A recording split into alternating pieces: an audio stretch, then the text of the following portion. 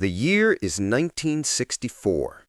A housewife stands in her kitchen clutching $25, her entire weekly grocery budget, to feed a family of 5. 7 days, 15 meals, 5 people. $25. She made it work. Today, that same $25 might buy you a takeout meal for 2, maybe. So what happened? How did she do it? And what can her forgotten wisdom teach us about surviving in 2025 when feeding a family feels more impossible than ever? This is the story of the women who fed America on almost nothing, the strategies they used, the sacrifices they made, and the lessons we desperately need to remember. Because somewhere between her kitchen and ours, we lost something precious. And it's the morning light filters through gingham curtains, casting soft shadows across a formica countertop. It's Tuesday, and she's already been awake for an hour. The coffee percolates quietly while she sits at the kitchen table, pencil in hand, studying the newspaper advertisements with the focused intensity of a general planning a campaign. Because that's what it is, really. A campaign to feed 5 people for 7 days on $25. $25. In 1964, it sits folded in her change purse, 3 bills and some coins. It represents her husband's hard work, yes, but also her responsibility, her domain, her silent promise to make it enough. She writes in careful script: ground beef, chicken fryer, eggs, milk, bread flour, potatoes, carrots, onions, butter, rice. The list grows slowly, each item considered, each price remembered from last week, each meal already taking shape in her mind like a puzzle she solved 1,000 times before. There's a mathematics to her thinking that no one ever taught her in school, the algebra of stretching, the geometry of portion control, the careful equations of yesterday's roast becoming today's hash, becoming tomorrow's soup. At the A&P, the fluorescent lights hum overhead. Her heels click softly against the linoleum as she moves through aisles that smell of floor wax and possibility. Ground beef, 49 cents a pound. She buys 2 pounds, knowing she'll use half tonight, freeze half for Thursday. A whole chicken ready for roasting, 89 cents. 3 pounds of potatoes, 25 cents. A dozen eggs, 53 cents. Milk, bread. A small container of margarine because butter is dear this week. Carrots still wearing their dirt, onions by the pound. A bag of rice that will appear in a dozen different forms before it's gone. She watches the cashier's hands move across the register keys, watches the numbers add up, feels that familiar tightness in her chest until the total appears. $23.47. She's done it, again. Always that small margin of relief, that private victory no one will ever applaud. The thing about feeding 5 people on $25 wasn't just about the money. It was about the invisible labor of remembering which child doesn't like onions, how her husband needs protein for the factory work, how growing teenagers could eat everything in sight if she let them. It was about the planning that happened while she ironed shirts, while she swept the front steps, while she lay awake at night running through the week's meals like counting sheep. Monday, pot roast with potatoes and carrots, the meat cooked slow until it surrendered into tenderness. Tuesday, chicken with rice, seasoned with nothing more than salt and the patience of low heat. Wednesday, ground beef stretched with breadcrumbs and oatmeal, formed into a meatloaf that would serve 5 with enough left over for someone's lunch. Thursday, the other pound of beef, this time in a sauce over egg noodles she'd made on Sunday afternoon. Friday, tuna casserole or scrambled eggs and toast, something quick, something modest. Saturday, Chicken soup from Thursday's bones, rich and golden, served with her homemade bread.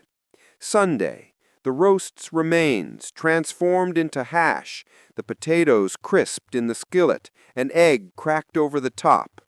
Nothing wasted, nothing casual, nothing taken for granted. She never told anyone how it felt, the weight of it, how she sometimes stood at the kitchen window while something simmered, looking out at the backyard, wondering what it would be like to buy the good cuts of meat, to serve fresh fruit in winter, to not calculate every tablespoon of butter. How she saved the bacon grease in a coffee can because it meant she could skip buying shortening. How she watered down the orange juice and hoped the children wouldn't notice. How she ate the smallest portions, the burnt edge of the casserole, the heel of the bread, and told herself she wasn't hungry anyway. But there was something else too, something that lived alongside the worry, a quiet pride in knowing she could do this, that her family sat down each evening to a full table, that they never went to bed hungry, that she had transformed $25 and her own resourcefulness into 7 days of nourishment, 7 days of home. The sun sets on another week, and she's already planning the next one. Now, let's step forward, 60 years into the future. A different kitchen, but perhaps not so different. The soft glow of a smartphone screen instead of newsprint ads. A young mother or grandmother scrolling through grocery delivery apps, watching prices climb with each item added to the cart. Ground beef, $7 a pound. Chicken breast, $5.49. A dozen eggs, $4.59, sometimes more. Milk, bread, butter, everything costs more, sometimes stunningly so. That $25 from 1964, adjusted for inflation, would be roughly $250 today. And yet, the average family in 2025 can barely feed 5 people for that amount anymore. $300, $350, $400 a week isn't uncommon. The mathematics has changed, but the worry hasn't. The mental load hasn't lightened. If anything, it's grown heavier, more complex, because now there are dietary restrictions to consider, activities to schedule meals around, the constant pressure of comparison, seeing what others are cooking, buying, serving. The performance of feeding a family has become public in ways those 1960s housewives could never have imagined. And yet, when we look closer, we see her legacy everywhere. Her strategies, born of necessity, have become our solutions, born of wisdom. The art of the rotisserie chicken, bought ready-made now, yes, but used the same way she used her roasted bird. Dinner tonight, sandwiches tomorrow, soup from the bones. The resurrection of scratch cooking, of meal prep Sundays, of batch cooking and freezing. The sourdough starters passed between friends like precious heirlooms. The resurgence of pressure cookers, of slow cookers, of one-pot meals. The return to beans and rice, to casseroles, to use-what-you-have cooking. We've come back to her, haven't we? Those of us old enough to remember learning at her elbow, we carry her teachings forward. And those discovering these skills anew think they found something revolutionary when really they found something ancient and essential. The knowledge that feeding people you love is both labor and art. To the women reading this who remember those $25 weeks, you were remarkable. Your resourcefulness wasn't a cute vintage aesthetic. It was genius-level problem-solving under pressure. Your ability to transform scarcity into sufficiency, to make something nourishing from almost nothing, to keep doing it day after day, year after year without recognition or rest, that was extraordinary. You were economists, nutritionists, magicians. You held families together with flour and faith and the sheer determination to make it work. And to those of you facing today's grocery bills, feeling that same tightness in your chest at the checkout, you're walking in worthy footsteps. The prices have changed, but your care hasn't. Your effort to feed your family well despite everything, that's the same love that filled those 1960s kitchens. You're not failing if you can't make the budget stretch as far. The world has changed the rules. But your creativity, your persistence, your willingness to try, that's the inheritance she left you. Perhaps the real lesson isn't about the money at all. It's about what happens in kitchens when women decide that their people will be cared for no matter what. It's about the invisible architecture of home, the planning, the remembering, the transforming, the stretching. It's about how love gets translated into meals, how concern becomes casserole, how tomorrow's comfort starts with today's careful choices. Those gingham curtains are gone now. The Formica counters, the percolators, the handwritten lists and careful script.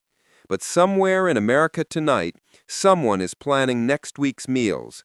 Someone is calculating prices, stretching ingredients, making something nourishing from what's available. Someone is carrying on that tradition of turning provision into love, necessity into nurture. The tools change, the prices climb, the world spins faster and louder and more complicated.